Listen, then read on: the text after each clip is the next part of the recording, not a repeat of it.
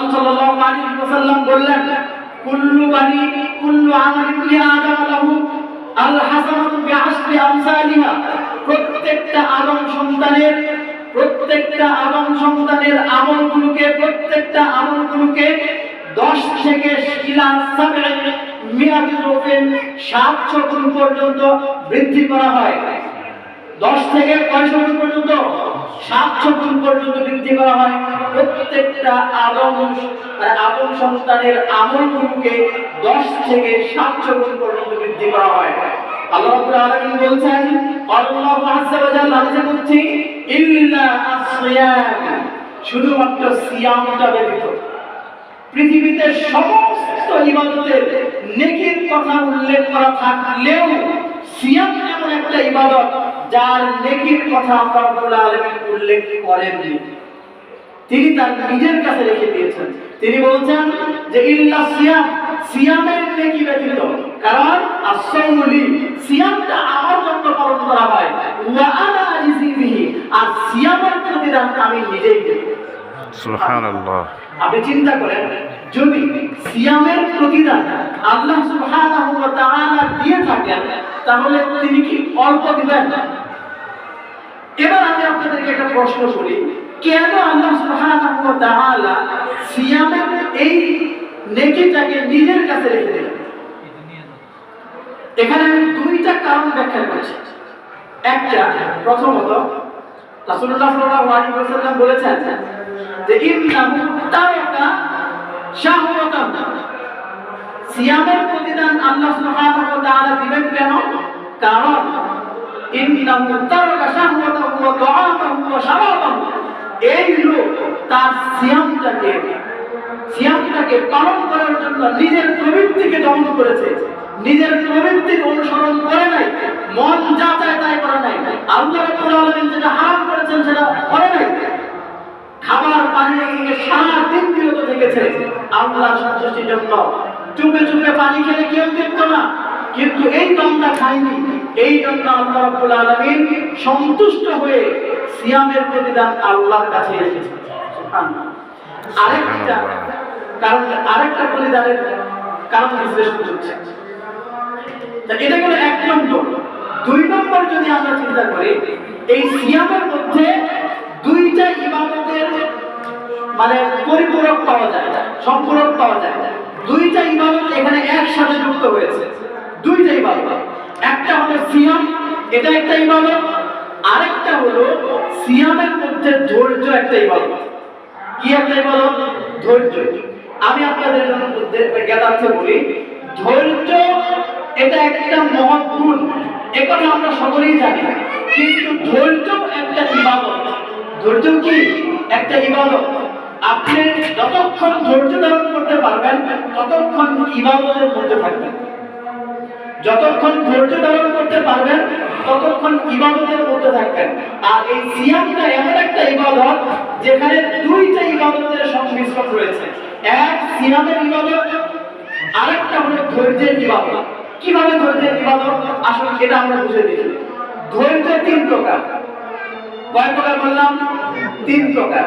1 নম্বর তো সবরুন আলা তাআতিল্লাহ, যে আল্লাহর আনুগত্যের উপরে ধৈর্য ধারণ করা। আল্লাহ রাব্বুল আলামিন আপনাকে বলেছেন যে সালাত আদায় করো, তো সালাত আদায় করো, এই কথা আল্লাহ রাব্বুল আলামিন নির্দেশ দিয়েছেন। তাহলে এই ধৈর্যের, এই সালাত আদায়ের উপরে আপনাকে ধৈর্য ধারণ করতে হবে। আপনি যদি ধৈর্য হারা হয়ে যান তাহলে এখানে নেকি পাবেন না। সালাত আদায় করতে বলা হয়েছে প্রত্যেকটা ইবাদতের ক্ষেত্রে। যখনই আল্লাহ রাব্বুল আলামিন ইবাদতের নির্দেশ দিয়েছেন তখনই আপনাকে বুঝতে হবে এই ইবাদতটা করতে হবে কি সহকারে? ধৈর্য সহকারে। তাহলে ওই ইবাদতটা নেকিতে পরিণত হবে, ধৈর্য সহকারে ইবাদত করতে হবে।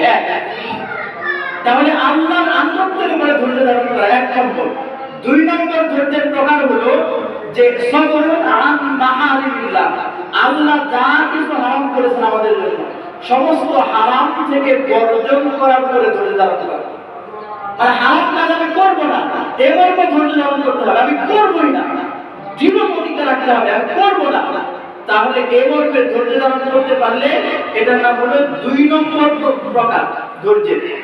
এবার 3 নম্বর ধৈর্যের 3 নম্বর প্রকার হলো যে সবরুন আলা আকদারিল্লাহিল মাকরুমা, সমস্ত আল্লাহর কষ্টদায়ক তাকদীরের উপরে ধৈর্য ধারণ করা।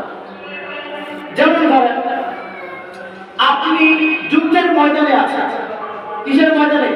যুদ্ধের ময়দানে আছেন। তো এখানে কষ্ট আছে, যুদ্ধের ময়দানে থাকার অর্থ হলো এখানে কষ্ট আছে। আপনার ক্ষুধা লাগতে পারে, তৃষ্ণার্ত হতে পারে, আপনার কোনো অঙ্গহানি হতে পারে, এখানে ধৈর্য লাগবে। তাহলে এই যে কষ্টের উপরে আপনি ধৈর্য ধারণ করছেন, এই কষ্টটা আমার কি আল্লাহর পূর্ব নির্ধারিত কষ্ট।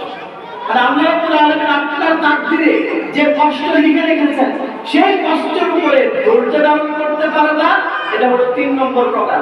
এখন আসেন সিয়ামের মধ্যে এই তিনটাই আছে। আপনি যখন সিয়াম পালন করছেন তখন আল্লাহর আনুগত্য করছেন, তাহলে এক নম্বর প্রকার পেলেন। আপনি যখন সিয়াম পালন করছেন তখন আল্লাহ আপনাকে যে সমস্ত কাজগুলো হারাম করেছেন কি? একদম সুবে সাদিক থেকে সূর্যাস্ত পর্যন্ত কি পানাহার করা যাবে না, স্ত্রী সহবাস করা যাবে না, বুঝতে পেরেছেন? তাহলে এই যে আল্লাহ সুবহানাহু ওয়া তাআলা যা হারাম করেছেন, যাবতীয় গর্হিত কাজ, যাবতীয় হারাম কাজ, অশ্লীল কাজ, নোংরা কাজ, এই কাজগুলো থেকে বিরত থাকার উপরে ধৈর্য ধারণ করা, এটা সিয়ামের মধ্যে আছে। পেয়েছেন দুইটা একসাথে।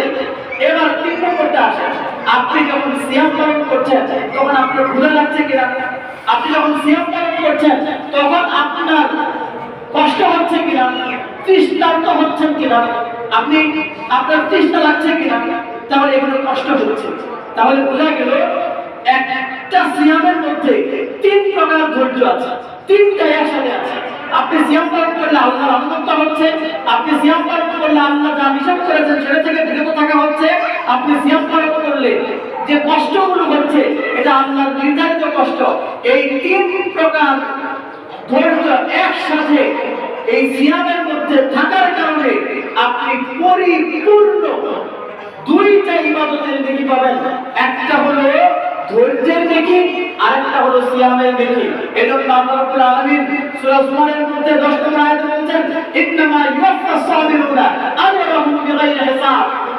আল্লাহ রাব্বুল আলামিন যারা ধৈর্যশীল তাদের পূর্ণ প্রতিদান দিবেন বিগাইরি হিসাব, বিনা হিসাবে। সুবহানাল্লাহ। তারপর হিসাবে